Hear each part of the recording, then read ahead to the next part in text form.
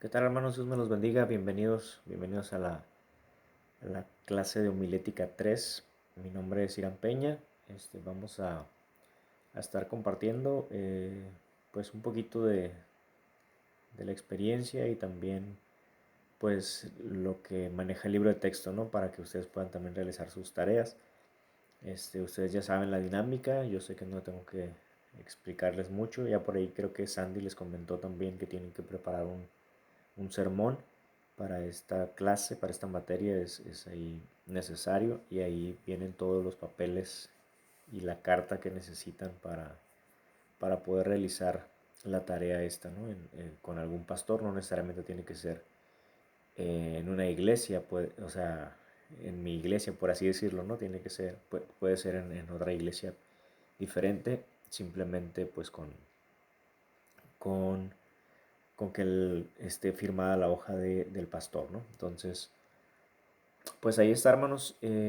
Quiero nada más comentarles que pues obviamente el libro de texto maneja un material pues bastante amplio y pues las clases no son no tenemos tanto tiempo, ¿no? Entonces vamos a tratar de resumir y de poder explicar brevemente algunos de los puntos eh, pues de lo que trata toda la materia, ¿no? Entonces, para que lo tengan en cuenta, ustedes sí pues tendrán que leer y repasar el libro completo ya por cuestiones de los cuestionarios que tienen que realizar y que eso se viene aquí en la segunda diapositiva, ¿no? Los requisitos para aprobar necesitan tener todos los cuestionarios del libro de texto, las tareas, que en este caso me parece que nada más es lo del sermón, no más, ¿no?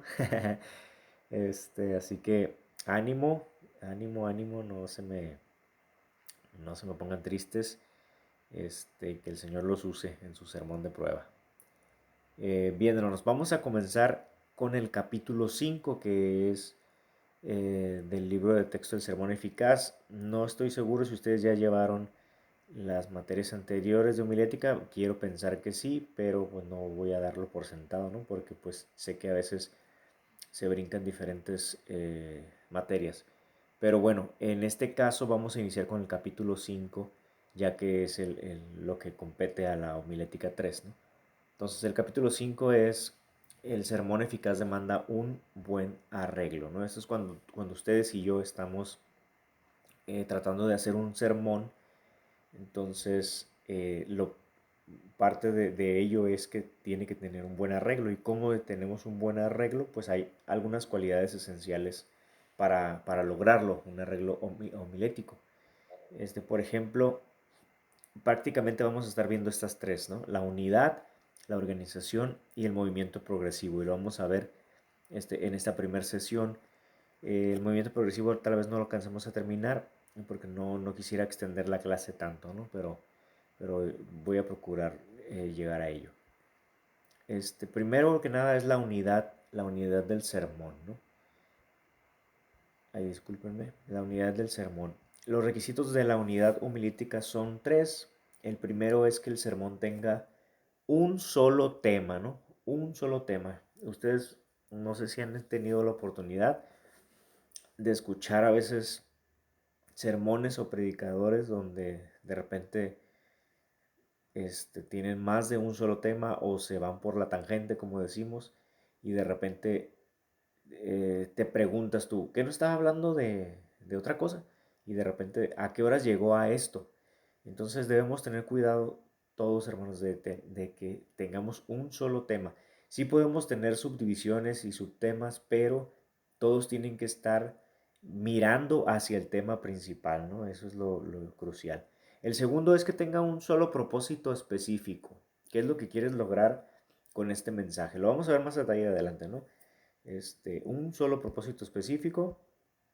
Y el tercero es que emplee únicamente aquellos materiales de elaboración que sean más apropiados, ¿sí? Hay muchos materiales que pudiéramos utilizar, demasiados, hoy con la internet, hoy con los medios que tenemos, con las herramientas que están disponibles para todos, es un universo completo donde tú y yo podemos, usted y yo podemos tener materiales de elaboración, pero no todos van a ser los más apropiados, ¿no? Y a veces se quiere o se pretende que estos materiales encajen en un sermón y a veces por más que le buscamos no encaja, aunque te guste mucho la anécdota, aunque te guste mucho la ilustración, lo que hayas encontrado, pero muchas veces no va a encajar apropiadamente en tu mensaje y a veces queremos como forzar y se siente cuando en un sermón intentan poner un material que está bonito, está suave, está dinámico, está agradable, pero no está apropiado para el tema, se siente, puede causar una confusión en la gente, ¿no?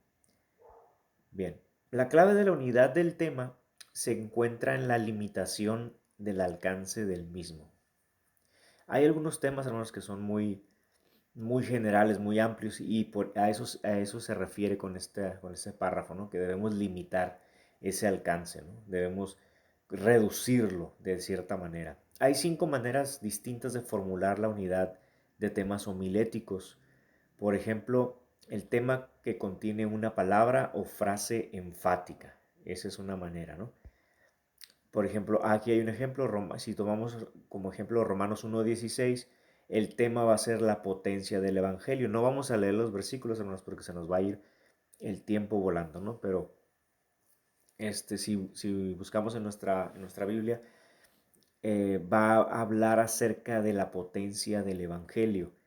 Ese sería el tema. Entonces, los puntos tienen que ir hacia la palabra o frase enfática que tú estás utilizando como título, como tema. En este caso es potencia, ¿no? Entonces, en este tipo de sermón, tus puntos van a tener siempre la palabra potencia. Por ejemplo, aquí, el Evangelio, el número 1, el Evangelio es una potencia divina, ¿no? Número 2, el Evangelio es una potencia salvadora. Número 3, el Evangelio es una potencia universal. Y estos son los puntos principales. En las subdivisiones ya no es tan necesario tener la palabra potencia, ¿no? En este caso, en este ejemplo, no vienen las subdivisiones, pero si usted le quiere poner subdivisiones a su sermón, ya no es necesario, en las subdivisiones ya no es tan necesario que usted utilice la palabra potencia. Simplemente que la subdivisión, por ejemplo, del número uno, pues esté enfocado en hace referencia a la potencia, pero divina, ¿no? Y así sucesivamente en el 2 que sus subtemas estén enfocados en la potencia, pero salvadora. ¿A qué se refiere, no? Entonces, a eso más que nada, hermanos, esto es lo que tiene que ver con una frase enfática o una palabra enfática, ¿no? También hay otra manera que es el tema interrogativo. En el tema interrogativo obviamente van a ser preguntas, ¿no? Supongamos que utilizamos 2 de Pedro 1:19 al 21, el tema supongamos que usted le pone ¿por qué debemos leer las escrituras? Y los puntos pues van a ser como las respuestas, ¿no? Prácticamente. Número 1, por causa de su origen. Número 2, por causa de su obra. Esas son las respuestas y usted lo va a desglosar, ¿no? En su sermón. El número 3 es el tema imperativo. Aquí es ya cuando utilizamos, por ejemplo, ya una frase, ya como un mandato, como algo que ya que se estipula, ¿no? Inciso A, el tema imperativo puede ser desarrollado por la indicación del significado del mandato contenido en el tema. Si tomamos, por ejemplo, a 1 de Timoteo 4:16, nuestro tema podría ser ten cuidado con la doctrina. Si se fijan, es un imperativo aquí. Ten cuidado con la doctrina. El número uno es, punto número uno es tener cuidado de la doctrina significa tener cuidado de defenderla. Si se fijan aquí, es tan imperativo y tan enfático en eso que incluso los títulos, perdón, incluso los puntos principales van a tener el tema principal y luego después va a tener una continuación. Por ejemplo, aquí tener cuidado de la doctrina es el mismo tema, ¿no? Y luego significa tener cuidado de defenderla. Y el número 2, tener cuidado de la doctrina significa y otra cosa, ¿no? Tener cuidado de enseñarla. Y así sucesivamente. En el tercero, por ejemplo, tener cuidado de la doctrina significa tener cuidado de adornarla. Entonces, son diferentes tipos, hermanos, de formas en que tú y yo podemos limitar el tema, ¿no? Estamos hablando de eso, de limitar un poquito el tema.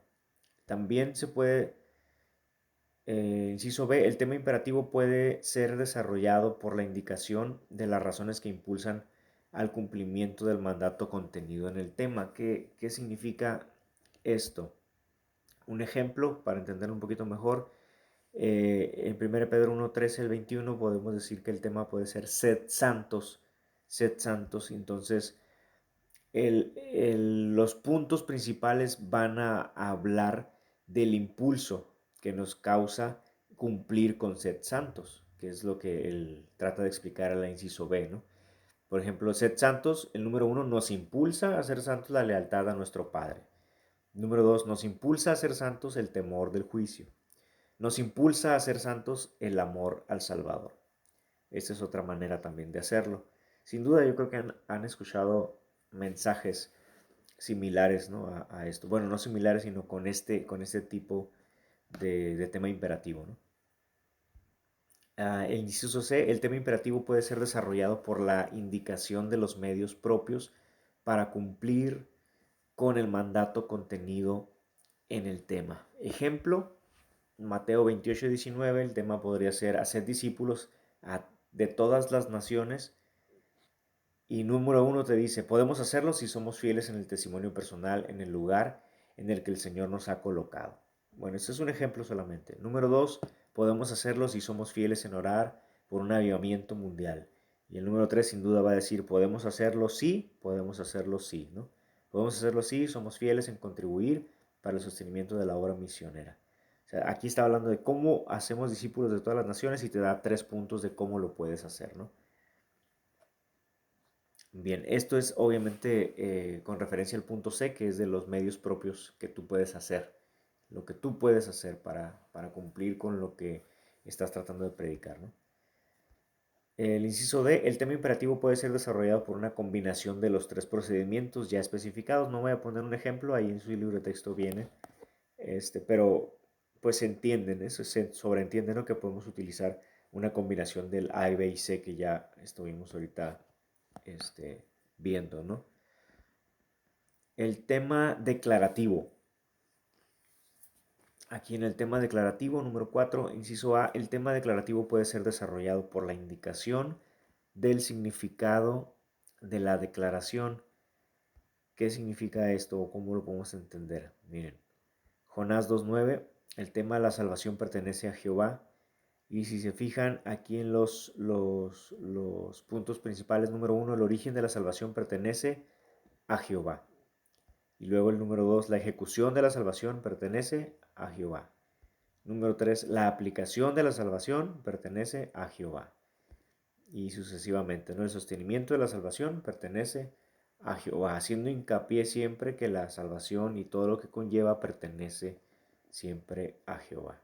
Número 5, el perfeccionamiento de la salvación pertenece a Jehová. Para que quede claro que pertenece a Jehová.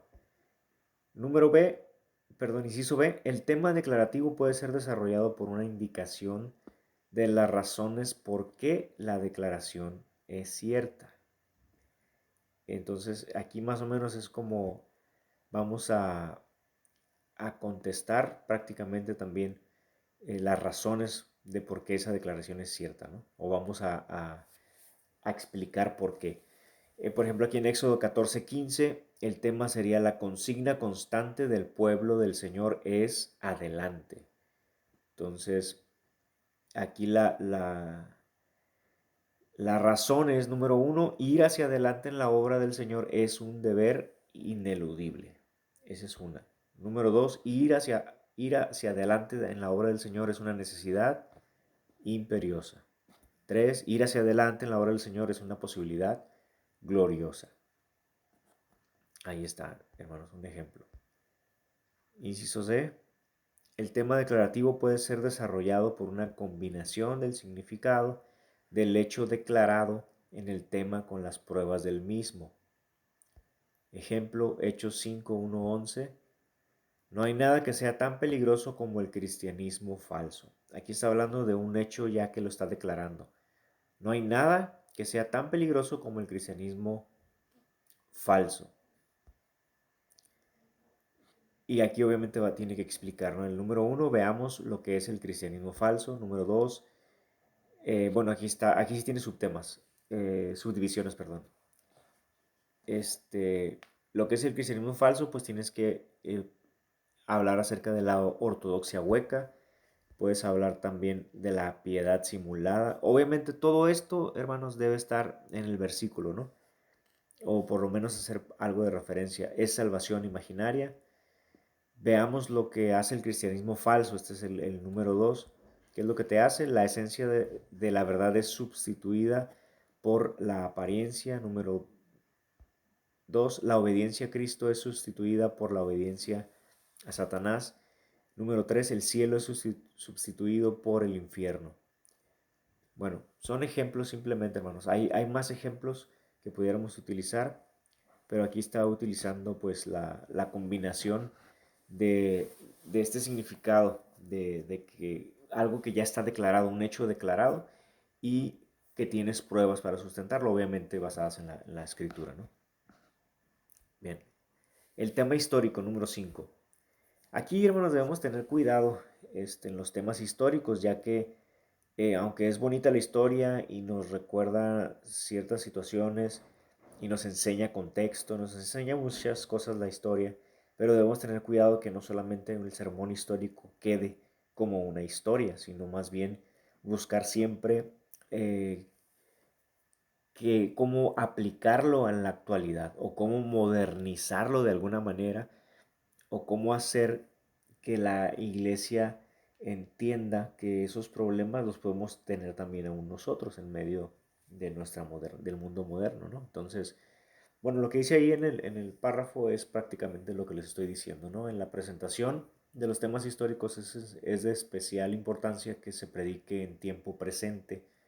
Es decir, tanto el título del sermón como las divisiones del tema deben ser expresados en una forma que señale a lo contemporáneo. ¿Por qué, hermanos? Porque de repente, sin duda, habrá algunas personas que no les gusta la historia y si tú no lo si usted y yo no buscamos aplicarlo a la modernidad, a nuestro mundo en el que vivimos actualmente, en este tiempo, en este periodo, en la situación económica, en la situación política, etcétera, etcétera.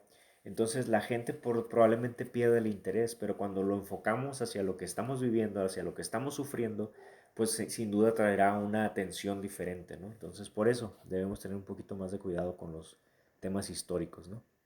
Un ejemplo, aquí está en Marcos 10, 46 al 52, habla de la historia de Bartimeo y el tema es Bartimeo ilumina el camino.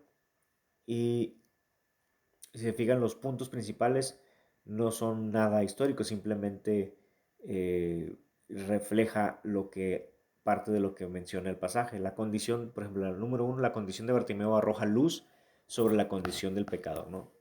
El pecador sigue existiendo hasta en la actualidad. Subtema número 1, el pecador está ciego, el pecador es impotente para ayudarse a sí mismo. 2, la actuación de Bartimeo arroja luz sobre el deber del pecador. Eh, Parte de la subdivisión es el pecador debe clamar a Cristo, el pecador debe hacer caso omiso de la crítica de los que quieran disuadirlo de su propósito de buscar la salvación. Número 3, la bendición de Bartimeo arroja luz sobre la esperanza del pecador. Aquí está haciendo, si se fijan los 3 puntos, está hablando de las cosas que hizo Bartimeo. Primero está hablando de la condición de Bartimeo, de la actuación de Bartimeo y de la bendición de Bartimeo y qué es lo que te arroja eso. O sea, en base a su historia, ¿qué es lo que te arroja a ti? ¿Qué puedes aprender? La subdivisión del tercer punto es, el Hijo de Dios se detendrá para hacerle caso, su vida será totalmente transformada y hasta ahí se acabó, ¿no? Entonces, este es otro hermanos, estilo, otro tipo de forma en que tú y yo podemos hacer un sermón en base a un tema, ¿no? En este caso, un tema histórico. Continuamos. Número 2, la organización del sermón. Muy importante, hermanos. ¿Qué podemos hablar sobre la organización? ¿Qué pasa si no hay organización, hermanos? No habría empresas, no habría escuelas, no habría iglesia, no habría prácticamente nada de lo que tú y yo conocemos. Sin organización el mundo se viene abajo o vivimos en un mundo desorganizado donde no se puede pues vivir o trabajar adecuadamente, ¿no? Entonces, lo mismo ocurre en en los sermones. Cuando tú y yo estamos en un sermón, necesitamos tener organización. No podemos hacer un collage y aventarlo así, ¿no? Nada más, lo que se nos ocurra. Tiene una organización, una razón de ser. Número dos, el corazón de la organización homilética está, esto es punto clave, en la división del tema. Tenemos que dividir el tema. Hay temas muy amplios, yo se los dije al principio, que son necesarios dividirlos, partirlos en dos y nada más predicas una parte. Temas muy amplísimos que es imposible predicar en un solo sermón. Entonces, ese es el corazón de la organización homilética, hermanos. La división del tema. Y vamos a hablar mucho sobre esto. Inciso A, la división del tema es una absoluta necesidad. ¿Para qué? Número uno, para asegurar la unidad de la discusión, para conseguir la claridad de la discusión, para promover el movimiento progresivo de la discusión.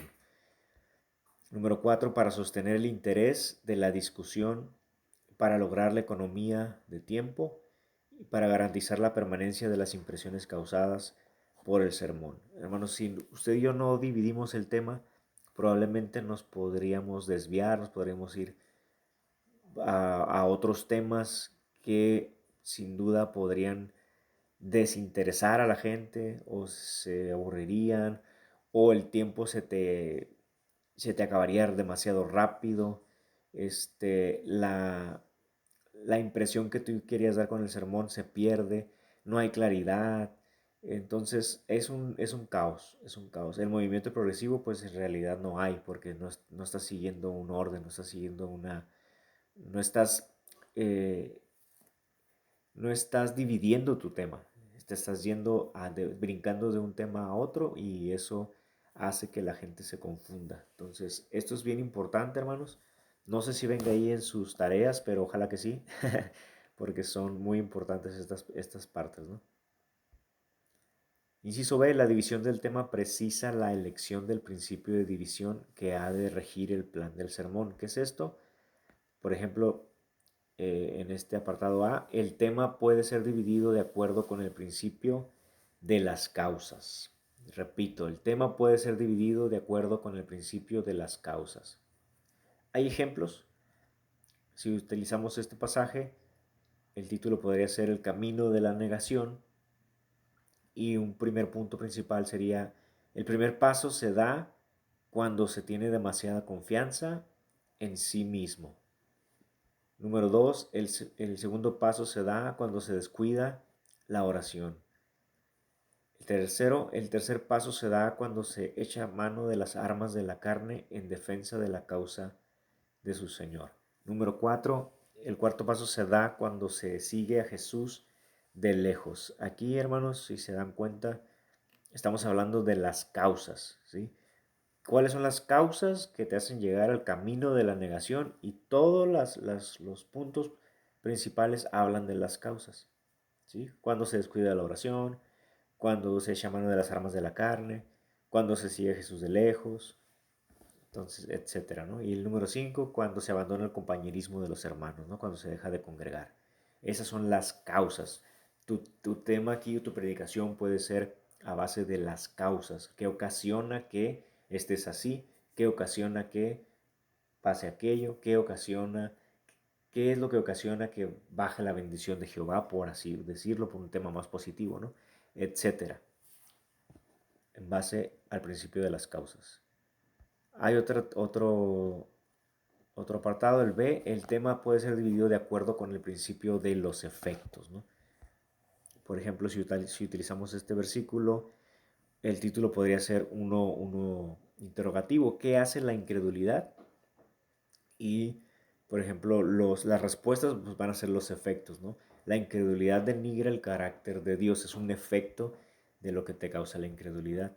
Otro sería la incredulidad envilece el carácter del hombre, es otro de los efectos. Y número 3, la incredulidad estorba la obra de Dios. 4, la incredulidad provoca la ira de Dios. Son efectos que que te causan la incredulidad, ¿no? Si se fijan, está también estamos utilizando lo que ya vimos hace un momento con un tema interrogativo, con un título interrogativo y ahora lo combinamos también con el principio de los efectos, ¿no?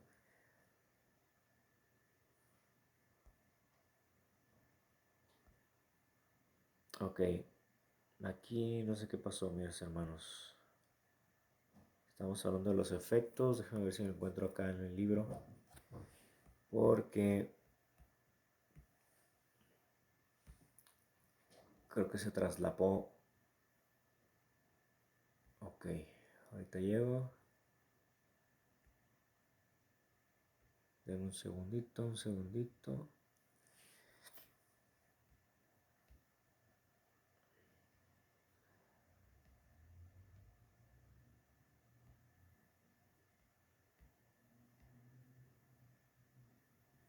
Sino que ya nos salió aquí. Ahí está. Ok, el inciso C, el tema puede ser dividido de acuerdo con el principio de las razones que apoyan una tesis determinada. Si utilizamos este pasaje de Apocalipsis 2:9, el título podría ser Nosotros los ricos. ¿Y cuáles son las razones de que nosotros somos ricos? Somos ricos porque hemos recibido el perdón de nuestros pecados, número uno. Número dos, somos ricos porque los recursos de Dios están a nuestro alcance. Esas son las razones. Número tres, porque las glorias del cielo nos están reservadas, ¿no? Entonces, es otra forma, que el tema puede ser dividido por las razones. Inciso D, el tema puede ser dividido de acuerdo con el principio de los medios propios para alcanzar algún fin. Por ejemplo, el texto de Romanos 7:11, el título podría ser Cómo el pecado engaña a los hombres. Y obviamente vamos a ver aquí en los títulos, en los puntos principales, vamos a ver los medios propios, ¿no? El pecado engaña al hombre mediante la glorificación de sus supuestos beneficios. Dos, el pecado engaña al hombre mediante la desacreditación de la doctrina del castigo. Aquí los medios propios vamos a utilizar como palabra clave o palabra principal el mediante, mediante. Ese es el medio por el cual sucede lo que el tema está hablando, ¿no? Número tres, el pecado engaña al hombre mediante la presentación de falsos caminos de salvación. Estos son temas muy sencillos, hermanos. Son explicaciones muy sencillas. No hay mucho que profundizar realmente. Simplemente son formas, maneras en que usted y yo podemos es, pues atesorar esto porque muchas veces nos encasillamos o nos atoramos en cómo utilizar un tema, cómo desarrollarlo y estos ejemplos nos ayudan mucho. Este, yo también he tenido que a veces releer los libros que ya tengo, de homilética y de otras cosas que por ahí manejo, pero todos estos detallitos a veces nos ayudan y tú estás tratando de desarrollar algún punto o algún título o estás pensando si lo pones como una pregunta o siempre a veces nos enfocamos a hacerlo de la misma manera, ¿no? Más cómodo, ¿no? Es que así me gusta, es que así está más fácil, es que sí es más rápido, pero a veces podemos jugar con todas estas herramientas y el sermón va a ser mucho más nutrido, el sermón va a ser mucho más entretenido, el sermón va a ser mucho más atractivo hacia los oyentes. Entonces, por eso es que hay tanta diversidad y todavía las que faltan, hermanos. Así que vamos a seguir avanzando, ¿no? El inciso E, el tema puede ser dividido de acuerdo con el principio del significado de algo. En Filipenses 1:27 al 30, el título podríamos utilizar Una vida digna del Evangelio. Obviamente vamos a hablar del significado, ¿no? Una vida digna del Evangelio es una vida de paz.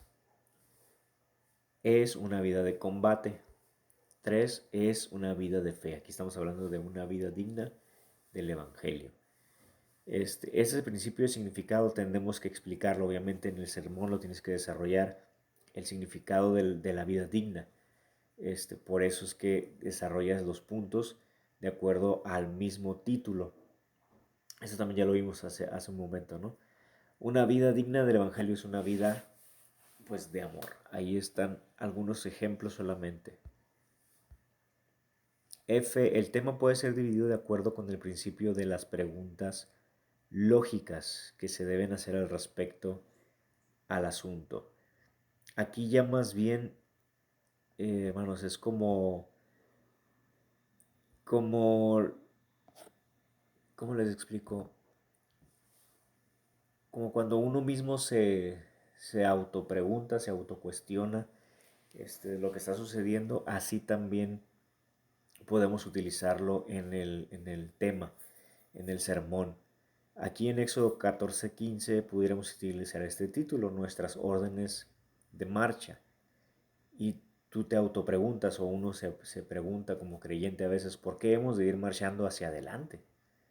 Y cuando uno lanza la pregunta, o sea, lanza el primer punto, mm, es muy atractivo porque muchos de los creyentes, muchos de los oyentes, de los que van a recibir el mensaje, se han hecho esa pregunta realmente, pero nunca nadie les ha respondido. Simplemente ellos se autopreguntan e intentan buscar en base a la Biblia o en la oración, etcétera. Pero ahora en el sermón usted lo va a poder desarrollar de esa manera y va a ser muy, muy atractivo. Número dos, ¿cómo hemos de proceder en nuestra marcha? Y esto solamente es el tema de Éxodo 14:15, pero esto lo puede utilizar en cualquier tema, hermanos, cualquier tema. ¿Cómo hemos de proceder en nuestra marcha? Número tres, ¿qué es lo que nos espera en nuestra marcha? Y ahí está el ejemplo, ¿no? Vamos a continuar. El G, el tema puede ser dividido de acuerdo con el principio de la yuxtaposición de dos conceptos contrastados o complementarios. ¿Qué significa esto, hermanos? Aquí hay muchos temas, bueno, en la Biblia hay muchos temas que son contrastados o se complementan, como por ejemplo el cielo y el infierno, ¿no? Que son contrastados. Lo bueno y lo malo. El, el pecado y pues la vida cristiana. Son contrastes, ¿no? La muerte y la vida. Son temas que son contrastados y muchas veces se tiene que hablar de ellos, ¿no? Entonces a eso se está refiriendo el inciso G, de acuerdo al principio de la yuxtaposición de dos conceptos. Y cuando los contrastamos, obviamente hacemos que los oyentes, este, pues se decidan o los ponemos como entre la espada y la pared, ¿no? Porque estos temas son así, ¿no? Vamos a ver un ejemplo. Si utilizamos Juan 18:10 y Juan 13:14 van a ser los versículos que se van a contrastar. Por ejemplo, en 18:10 de Juan dice, entonces Simón Pedro, que tenía una espada, la desenvainó. Y en Juan 13:14, hablando de Jesús, dice, se levantó de la cena y se quitó su manto y tomando una toalla se la ciñó. Entonces aquí lo que se va a contrastar va a ser la espada y la toalla, ¿no? El ejemplo de Pedro, que es obviamente lo negativo, y el ejemplo de Jesús, que es de la toalla. Entonces, el título va a ser la espada o la toalla. Es un contraste, ¿no? La proposición de este tema podría ser la espada y la toalla representan de manera simbólica dos actitudes opuestas con que el ministro del Evangelio puede acercarse a su labor. Por ahí hay varios Pedros, ¿no? Que son arrebatados y sacan la espada en vez de sacar la toalla. Es un ejemplo, ¿no? Número uno, la espada. Vamos a ver, está preguntando la espada y el mismo punto se responde no. El número dos, y obviamente vas a explicar, ¿no? Vas a desarrollar el punto uno. En el punto número dos es la toalla. Obviamente sí, y explicas las razones, ¿no? Ese es un tema contrastado o un tema de yuxtaposición o complementario. Hay muchos, infinidad. H, el tema puede ser dividido de acuerdo con el principio de las sugestiones naturales de una metáfora. Las metáforas son muy, muy usuales. Muchos predicadores las utilizamos, son buenas. Y lo puedes dividir también tu tema en base a esto, ¿no? Si utilizamos Juan 6:30 al 35, el título podría ser La fiesta del alma. El punto principal, número uno, esta fiesta es para las almas hambrientas. ¿Sí? Está hablando de una metáfora porque no hay en sí una fiesta del alma, ¿no? Sí, pero simplemente lo vas a utilizar como metáfora para explicar pues tu tema principal, ¿no? Número 2, en esta fiesta se sirve pan para el alma. Número 3, en esta fiesta se ofrece con el, con el propósito de que las almas participen. Si se fijan, hermanos, si usted va a utilizar una metáfora, aquí están utilizando la palabra como principal o clave, como la fiesta, ¿no? Entonces, todos los puntos principales van a tener esa palabra, fiesta, fiesta. Esta fiesta se ofrece con el propósito de que las almas participen de ella. Número 4, con esta fiesta se nutre la vida del alma. La palabra clave aquí es fiesta, como ya lo he mencionado, y cada división principal lo debe contener, ¿no? Es más fácil entender la metáfora de esa manera porque a veces, usted no me dejará mentir, pero hay metáforas que no son tan sencillas de comprender y cuando utilizamos una palabra principal a veces da claridad, ¿no? Ok, el I, el tema puede ser dividido de acuerdo con el principio de los aspectos del mismo que el texto presenta. Es decir, vamos a utilizar lo que ya está escrito literal en la Biblia, ¿no? Mateo 28, 6b y 7a. El título podría ser la doble invitación ante la tumba vacía. La proposición de este mensaje es, en las palabras dichas por el ángel a las atribuladas mujeres que fueron a ver el sepulcro de Jesús, encontramos la doble invitación de la tumba vacía.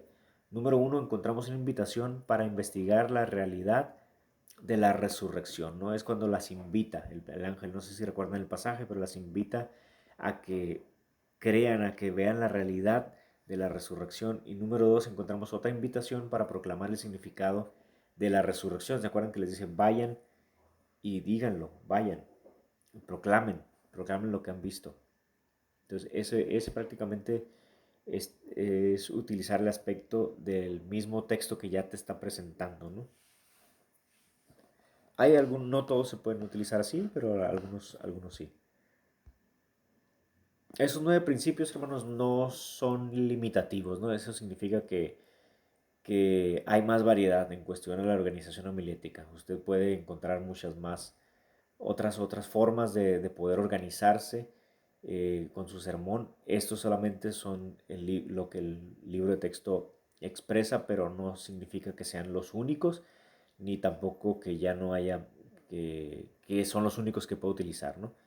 A medida que el predicador vaya adquiriendo experiencia, usted y yo vamos a también desarrollar habilidades y usted va a ir descubriendo también nuevas formas, diferentes maneras de poder organizarlo, cuáles son las que más le gustan, cuáles son las más fáciles para usted, para poder dividir pues su tema. La formulación de las divisiones. ¿Cómo vamos a formular estas divisiones? Estamos hablando de que es importante dividir el tema, hermanos. Todo lo que estamos hablando es para dividir el tema. Entonces, ¿cómo va a ser la formulación de estas divisiones? Por regla general, es mejor que las divisiones sean formuladas como oraciones gramaticales completas. Inciso B, las divisiones deben ser formuladas con la mayor uniformidad posible. Palabra clave en cada división. Esto ya lo vimos con los ejemplos anteriores, ¿no? Pero bueno, aquí está ya como tal, ¿no? Como parte de las reglas. Sé que a veces las divisiones pueden ser formuladas de tal manera que producen un efecto acumulativo. También ya vimos unos ejemplos hace rato que estábamos leyendo. El ejemplo de ello lo vemos en el siguiente caso. Juan 9:4. El tema es la obligación moral del creyente y se le va a ir acumulando a esta frase, hermanos, se le va a ir acumulando más palabras hacia el frente. Por ejemplo, el creyente está moralmente obligado a trabajar. Luego 2, el creyente está moralmente obligado a trabajar de acuerdo con la voluntad de Dios. Y luego 3, el creyente está moralmente obligado a trabajar de acuerdo con la voluntad de Dios ahora mismo. Ese es el acumulativo. Usted utiliza una frase para un punto principal o incluso puede utilizar el tema y el mismo tema lo puede ir usted poniendo cada punto principal la misma frase, pero le va agregando y acumulando algo diferente que lo haga hacer, obviamente, otro punto, ¿no? No tiene caso de que esté redundando en lo mismo, simplemente va a explicar a detalle la diferencia, ¿no?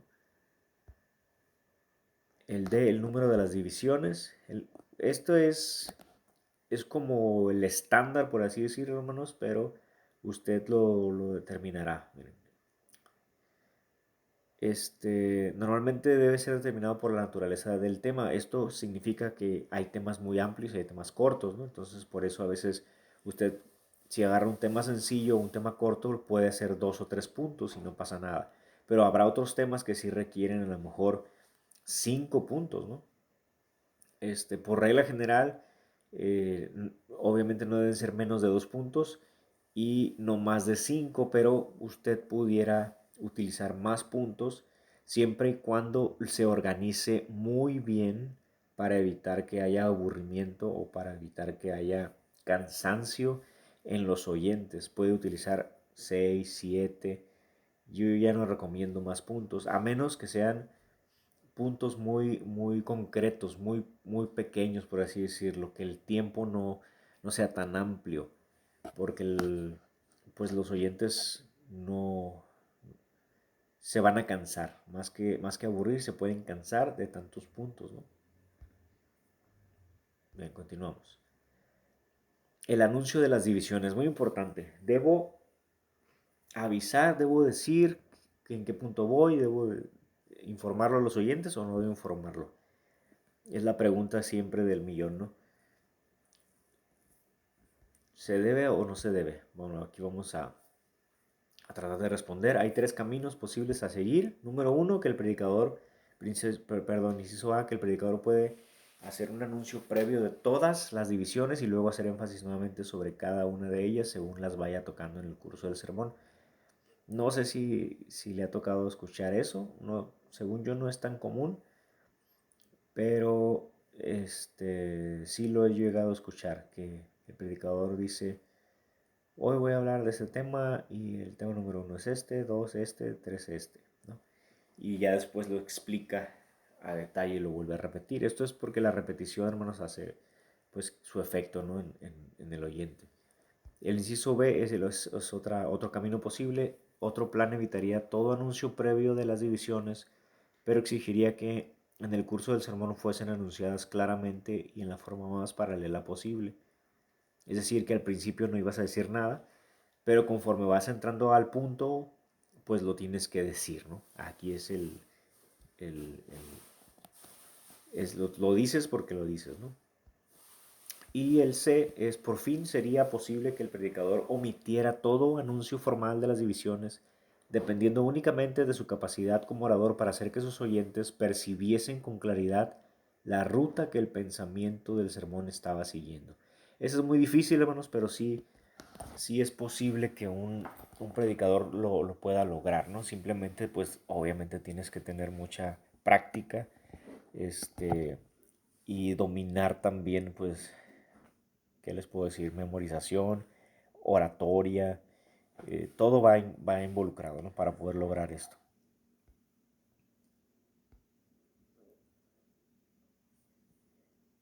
Las 4 reglas para las divisiones.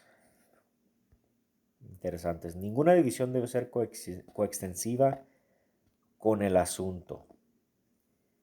Ninguna división debe ser coextensiva con el asunto. ¿Qué significa? Que, o sea, tienes el tema, pero ya tu división ya no debe ser como, ¿cómo les puedo explicar? Ya no, o sea, no debe ser tampoco repetitivo. O sea, aunque pudieras utilizar un acumulativo, por ejemplo, es decir, un tema como de acumulación, pero al final de cuentas no lo estás repitiendo, simplemente estás utilizando la frase, pero le estás agregando un extra, que es lo que vas a explicar en el punto. En el punto, entonces, tu asunto principal es uno, pero la división debe estar enfocado en base a ese tema que vas a desarrollar. No es muy, muy, muy difícil de entender, hermano. Simplemente es evitar la repetición, ¿no? Prácticamente es evitar la repetición y que el tema, que se puede, que la parte aquí crucial es que el tema no se confunda con una división, ¿no? Que se sepa exactamente qué es el tema y cuáles son sus divisiones. Eso es lo importante aquí, prácticamente. Inciso B, el conjunto de las divisiones debe cubrir todo el terreno de la proposición. Muy importante, ¿no? Si se nos escapa un detalle, puede ser pues catastrófico, ¿no? A lo mejor no aterrizas, a lo mejor, o lo peor es que el tema no se entienda porque no cubriste todo. Era un tema tan grande, tan amplio, que al final de cuentas no lo pudiste limitar y debido a eso el tema queda incompleto y no alcanzas a cubrir todo la importancia del tema en general. Entonces, a eso se refiere que debemos cubrir todo el terreno. Por eso es bien importante que cuando estén buscando un tema, sepan hasta dónde limitarlo. Y probablemente, no sé si se han percatado, pero ahora son muy comunes o está desarrollándose mucho ahora los sermones como en serie.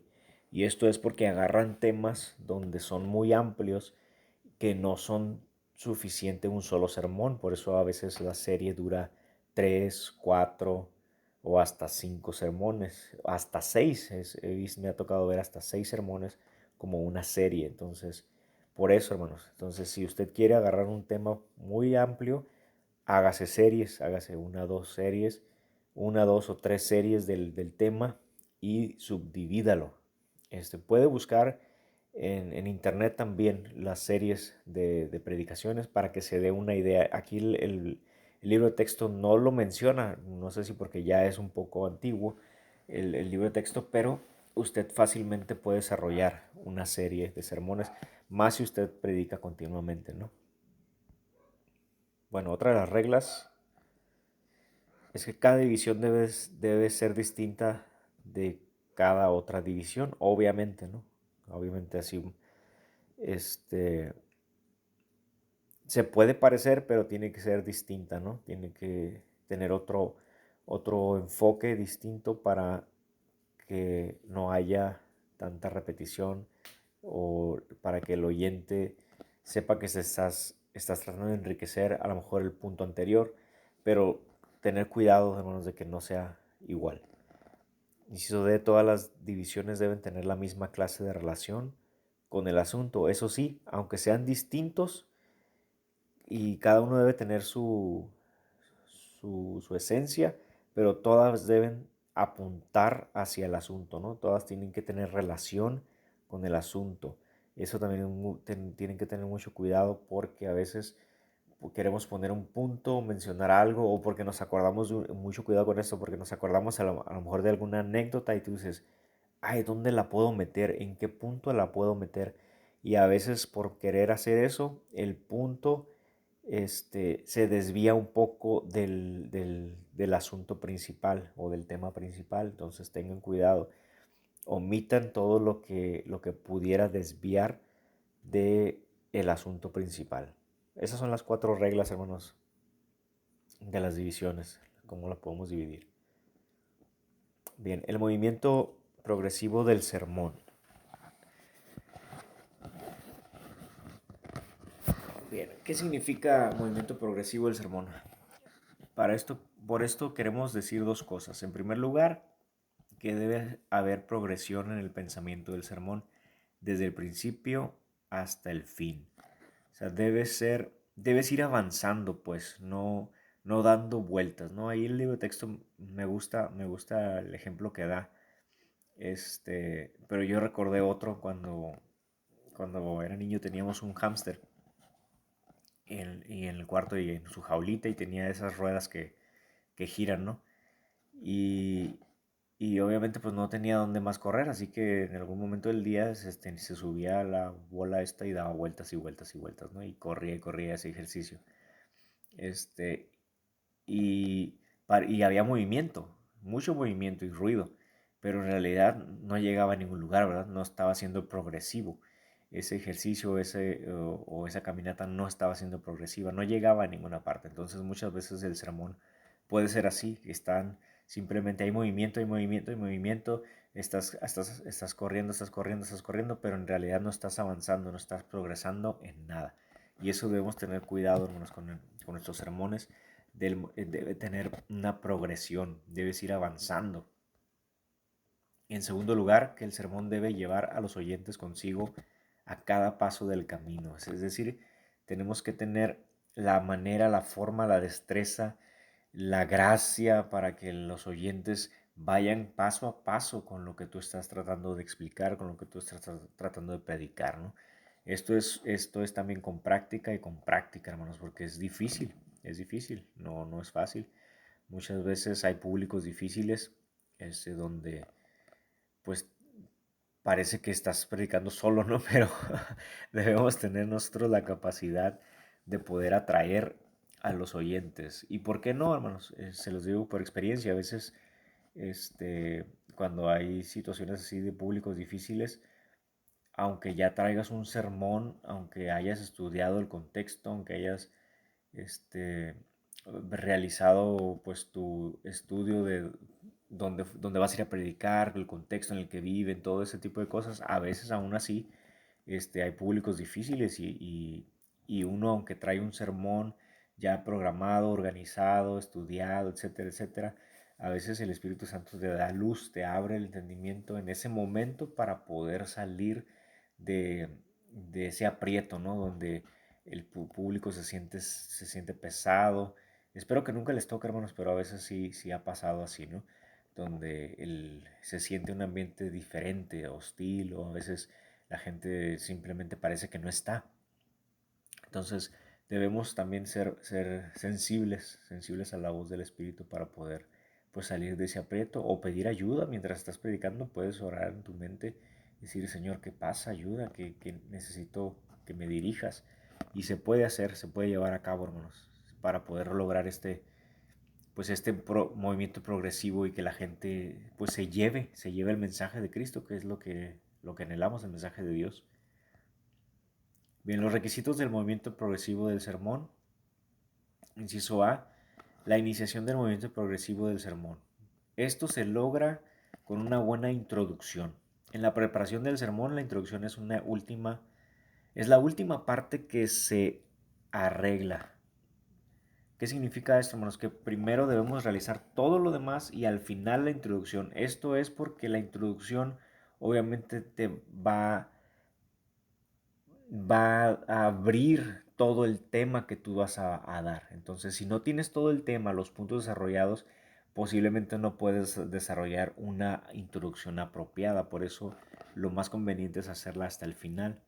La función de la introducción de un sermón es que debe lograr que los oyentes tengan buena voluntad para con el predicador mismo, que le presten su atención y que estén dispuestos a recibir la enseñanza que él les quiera impartir. Fíjense por qué es tan importante la introducción, hermanos. Aquí está la clave. Cuando tú y yo tenemos una buena introducción, logramos esto, que los oyentes tengan una buena voluntad para contigo, que tienes su atención y están dispuestos a recibir la enseñanza. Por eso es crucial la introducción, hermanos. Esa es la función de la introducción. Es prácticamente el que te va a abrir el camino. Inciso B, las cualidades de una buena introducción. ¿Cómo podemos lograrlo, hermanos? Debe ser apropiada. Para asegurar esto es menester que el predicador tenga en cuenta la naturaleza de su tema, las peculiaridades de la congregación que va a escuchar su sermón y cualquier consideración especial que pueda ser sugerida por la ocasión en que va a predicar. Eh, eh, Necesitamos buscar, hermanos, una introducción que sea acorde al lugar donde tú vas a ir a predicar también. Si vas a ir, por ejemplo, a predicar de salvación, si vas a ir a una campaña evangelística, si vas a ir a otra región, a otro lugar, necesitas buscar una introducción apropiada al contexto para que puedas retener pues, la atención de las personas, que sepan que vienes preparado prácticamente. Y la introducción es crucial en esto, hermanos. Número 2, la introducción de un sermón debe ser interesante, obviamente, ¿no? En relación con esta consideración es de suma importancia que se dé atención especial a la primera oración gramatical, ¿sí?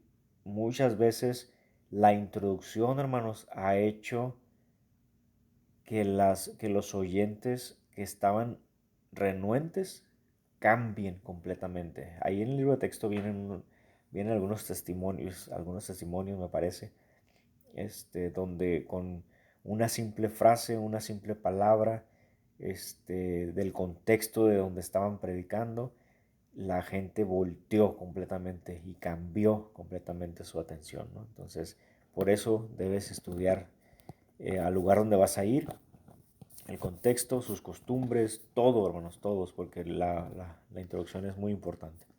3. Además, una buena introducción debe ser breve. La introducción debe constituir entre el 5 y un 15% de la extensión total del sermón. Esta brevedad tan necesaria se logra cuando se tiene cuidado de que la introducción no presente más de un solo pensamiento principal. Ningún sermón debe tener dos introducciones. Eso también lo deben de cuidar, hermanos. Aunque haya dos introducciones bonitas, nomás utilicen una, ¿no? Y que sea breve. No debe extenderse demasiado. Cuarto, una cuarta cualidad de una buena introducción es que sea modesta, es decir, no debe prometer demasiado y esto se refiere tanto a sus pensamientos como a su estilo y su declamación.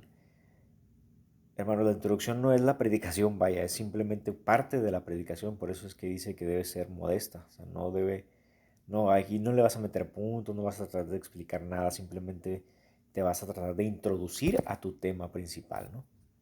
Número 5. Por fin, una buena introducción será cuidadosamente preparada. Se le atribuye a Napoleón una declaración en el sentido de que en una batalla son los primeros 5 minutos los que determinan el resultado.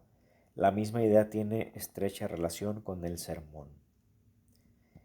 Bueno, creo que está bastante claro, ¿no? Entonces, tu parte principal con lo que vas a iniciar de ahí, como tú inicies, como tú arranques, prácticamente está diciendo es cómo te va a ir en la guerra, ¿no? Es cómo va a ser tu resultado. Es muy difícil que arranques mal y termines bien. O sea, no estoy diciendo que sea imposible, pero es muy difícil. Así que, como en un avión, si no despega bien al principio, pues ya es muy difícil podrá recuperarse y volar, ¿no? Entonces, prácticamente esa es la idea aquí, hermanos. La introducción es muy importante. Debes despegar bien. Incisos de las fuentes de material para la introducción. Bueno, tenemos mucho de dónde agarrar, ¿no? Algunas veces la introducción puede tener relación con el tema, con el texto del sermón. Esa es una forma. El contexto puede proporcionar buenas ideas para la introducción del sermón. Ya les comenté al respecto, ¿no? De dónde vayas a ir.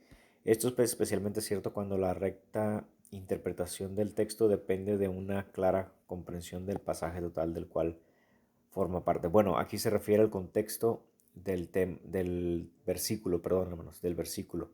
Pero también puedes hacer una introducción con el contexto también del entorno donde las personas viven o de donde estás, ¿no? Eso no es limitativo. En ocasiones da buenos resultados una descripción gráfica de algún lugar o evento relacionado con el pasaje también. Este, o si has estado en uno de los lugares donde el pasaje está relatando, también lo puedes hacer, obviamente con mucha modestia para no sonar presumido, ¿no? O con presunción. El empleo acertado de una ilustración sirve a menudo para poner el asunto de relieve en la mente de los oyentes. Aquí estamos hablando ya de ilustraciones, ¿no? Que son muy buenas también para introducir al tema. B. El sostenimiento del movimiento progresivo del sermón. Parte A. El primer requisito es un orden propio de las divisiones. Hablábamos de que la importancia de las divisiones, hablábamos de las reglas de las divisiones, pero también tenemos que darle un orden propio a las divisiones. El número 1, el orden de la necesidad lógica. Algunos materiales por su misma naturaleza preceden a otros. Entonces debemos buscar la manera de organizarlos, ¿no? Obviamente. El orden que se funda número 2, el orden que se funda en la relación que existe entre causa y efecto. No puede darse ninguna regla respecto a cuál debe preceder en la discusión. En algunos casos puede ser mejor ir de efecto a causa. Bueno, aquí estamos hablando también, hermanos, de ya un poquito más específico, ¿no? De un tipo de orden que puede ser un causa y efecto o efecto causa, ¿no? Estábamos hablando hace rato, hace un momento, de eso, ¿no? De los ejemplos que son de las causas o de los efectos o de las razones, todo eso, ¿no? Entonces, eso se refiere. Número 3, el orden fundado en la relación entre género y especie. Tampoco aquí es necesario considerar primero al género. El orden del descubrimiento es generalmente de especie a género. Entonces aquí está refiriéndose ya a la relación que hay entre el género y la especie, hermanos. Número 4, el orden fundado en el peso proporcional de los argumentos que se presenten. El orden debe ser ascendente, presentando los argumentos más débiles primero y los más fuertes después para llegar a un clímax. Esto sí es bien importante, hermanos. Muchas veces a mí me ha tocado cambiar, por ejemplo, las divisiones. Empiezo con una y de repente conforme voy avanzando en el tema digo, no, esta se siente como que tiene más peso o el número 2, creo que con esta puedo terminar y darle este giro para poder pues aplicarla, ¿no? A las vidas y entonces se da el clímax. A eso se refiere, hermanos, con el peso proporcional de los argumentos, ¿no?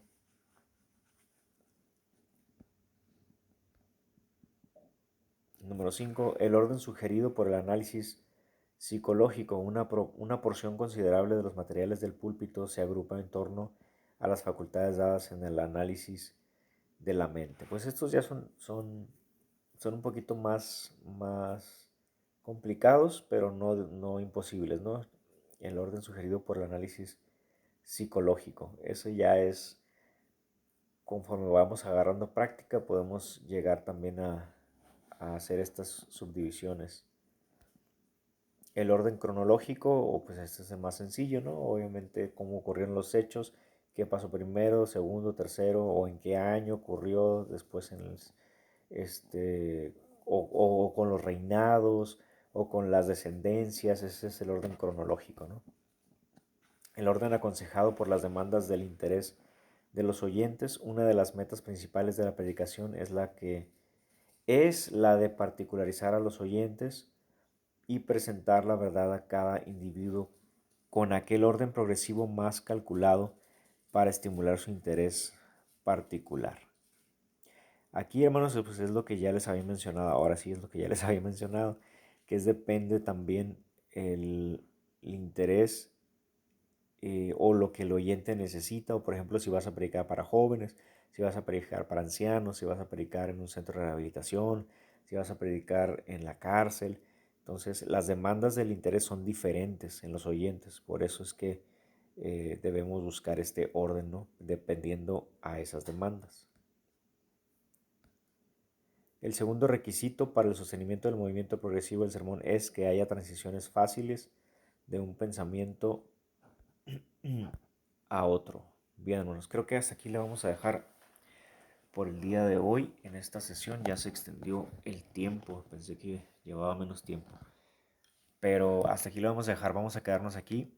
Casi terminamos el capítulo 5, pero vamos a intentar en la próxima clase terminar este 5 y el 6 si se puede, para poder ir avanzando progresivamente. Bien, hermanos, gracias por su atención y disculpen que no miraron mi rostro por ahí. Tuvo un fallo aquí con la aplicación, no sé por qué no quiso. Pero bueno, ahí está, hermanos. Dios me los siga bendiciendo y los vemos primero Dios en la próxima clase. Espero ya poder estar en línea. No presencial, pero sí en línea, ¿no? Al menos en vivo. Este, Cualquier duda ahí me la hacen llegar por WhatsApp. Estoy ahí atento y pues bendiciones, bendiciones hermanos, que tengan bonito día.